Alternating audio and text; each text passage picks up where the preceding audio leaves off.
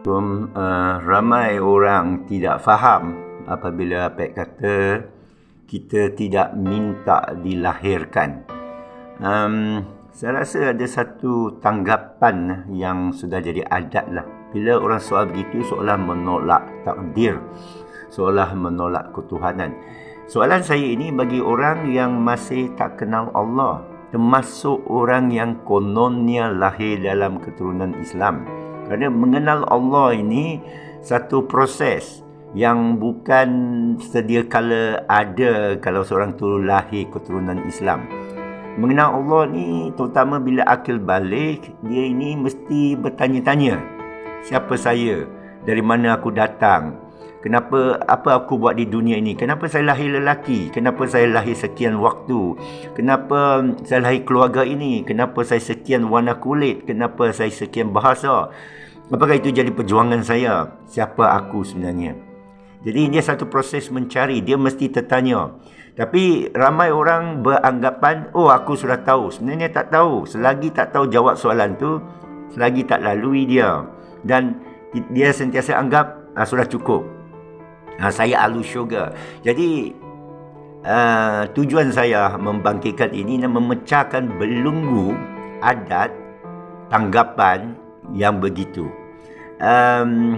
Ramai kita membaca kononnya kitab. Tak kiralah kitab Bible, Quran, Bhagavad Gita, Upanishad, Veda, Tao Te Ching, sains dan matematik. Dia sering menutup minda dia, terhijab, seolah dia faham. Itu sebab kita kata kena baca perlahan, baca berbelas kali. Dan Al-Quran ini, contohlah, saya bagi contoh bukan saya nak troll Islam. Banyak orang meratib, menghafal. Ini sedih. Bila kita baca makna dia baru kita tahu. Seakan soalan yang saya tujukan. Tidakkah kamu melihat, tidakkah kamu memikirkan kejayaan kamu? Dia seolah kata, bukan kamu minta, kami yang kurniakan, kami yang jayakan, kami yang berikan nikmat. Kamu tidak diberban. Ini orang kita tak faham. Dia sentiasa mencari, tapi cari tempat lain. Kalau kita perhati ayat-ayat Quran, adik kakak, adik tuan-puan semua, dia bukan untuk meratib. Dia satu manual kehidupan, tafakur. Dia satu macam kita kata petunjuk jalan. Dia bukan destinasi tu. Dia petunjuk. Dia papan tanda. Dia bukan kita hafal, peluk papan tanda itu, cium papan tanda. Dia untuk dihidupkan. Dia makna, bila kita bertombong makna dia tersendiri, terjaga. Dia diri atas sendiri. Walaupun ada salah sila, ada asbab. Contoh, zalikal kitab. Itu bukan ini. La raiba fi. Tidak ada syak di dalamnya. Huda, petunjuk lil muttaqin, untuk orang yang sedar, orang yang bertakwa. Ayat itu sendiri tak kisah siapa yang cakap, orang tahu. Dia lebih daripada orang yang cakap. Dia bukan daripada orang yang cakap tu. Umar Al-Khattab bila dengar Al-Quran tu daripada anak perempuan saudara dia, dia nak pukul apa awak ikut ni, karut ini semua sesat ini. Bila terdengar bacaan Al-Quran anak saudara perempuan dia baca, dia tersentak. Kerana lagu? Bukan. Kerana makna. Jadi sayang bila kita baca Al-Quran, dia tak terung makna, tak menuh bertafakur atas makna. Jadi bagi jiwa yang selantiasa bertafakur atas makna, dia akan tertanya, dia akan menyelaminya. Macam sastra, kita baca puisi, kita syok. Kita baca sesuatu yang tak enak, kita emosi. Kita baca sesuatu, reaksi. Baca Quran ini, orang kata tenang bunyi dia, tak ada lagi tenang. Kalau anda rasa baca Yasin wal Quranil Hakim innaka laminal mursalin ala siratim mustaqim, rasa sedap. Itu tidak, itu palsu, masih palsu. Itu hanya lahir. Yang betul sedap bila kita faham, menyelami bahasanya dan mudah bahasanya. Ayatul kitabim mubin, yang memudahkan, jelas. Tapi kita buat payah. Kita kena tajwid padahal tidak wajib, tidak disebut tajwid. Kita kata kena ada tafsir padahal tidak disebut di tafsir. Nabi pun tak tafsir. Bila orang tanya Nabi, bagaimana kita nak selawat kepada kamu? Seperti mana ayat disebut sallu alaihi wasallam. Kita menokok, tambahkan, menyusahkan.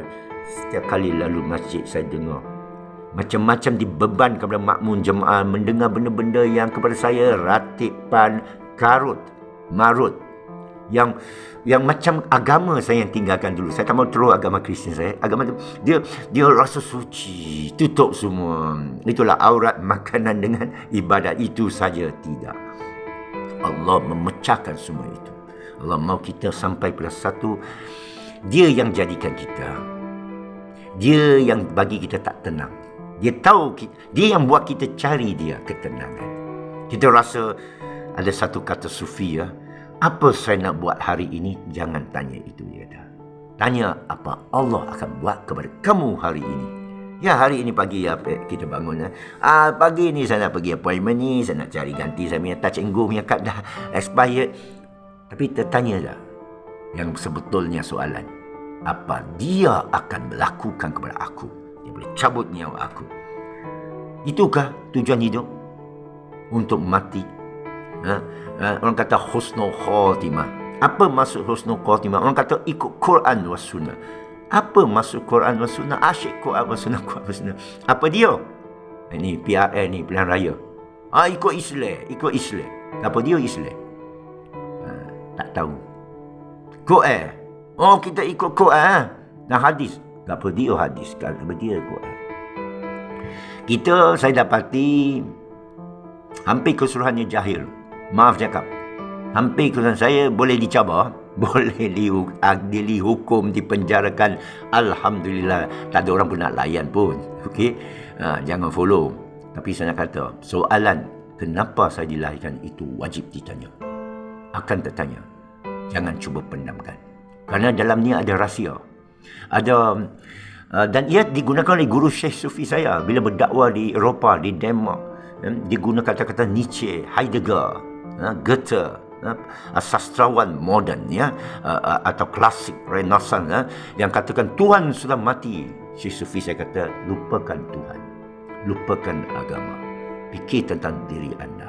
Dari mana anda datang, di mana anda sekarang, ke mana anda tuju. Dia tarik orang kepada kebenaran Allah. Dan Syekh Sufi saya kata, call people to Allah, not to Islam. Panggil orang kepada Allah. Ini yang saya lakukan. Taat kepada guru saya. Saya ada guru. Taat kepada guru saya. Ya?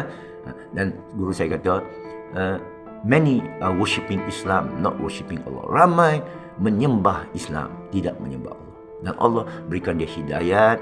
Dia daripada Norwich, England, musafir hijrah ke Morocco, ambil Islam daripada tangan Syekh Ibnul Habib Al-Mahrum.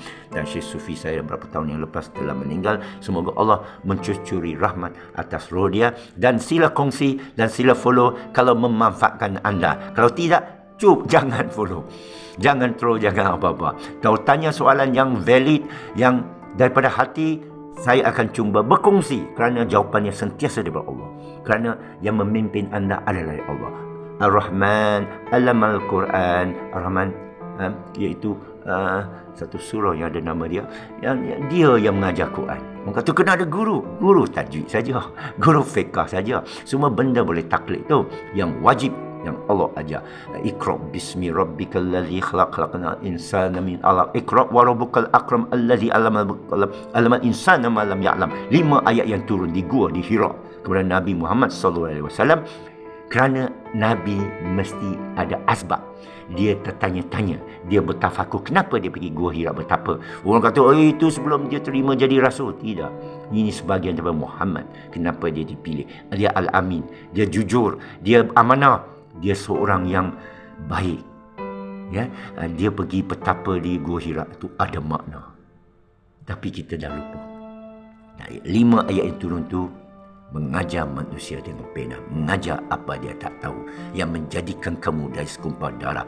Ini semua adalah jawapan kepada soalan yang pasti Nabi mesti tertanya. Kalau tidak, apa asbab nuzul turun 5 ayat tu? Sekian, sambung lagi lain kali.